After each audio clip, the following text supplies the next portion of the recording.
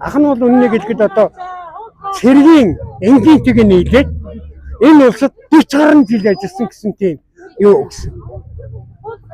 Гэсэн мөртлөнгөөсөө би одоо 500 гаруй 500 эдхэн мянган төгрөгийн дэлгэр аваад байж байна. Үлдэж байгаа мөнгө нь энэ. Өнөөдөр одоо энэ 10 эдэн мянган төгрөгөөр юу авах вэ? Энэ 20 мянган төгрөг үү.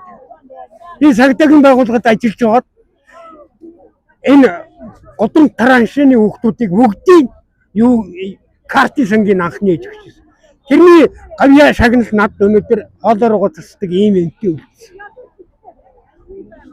Тэгээ би дэтгэврт гарсан 500 эдэн мянган төгрөгөөр л гаргасан. Намайг. Чих. Яаж доромжилж байгаа?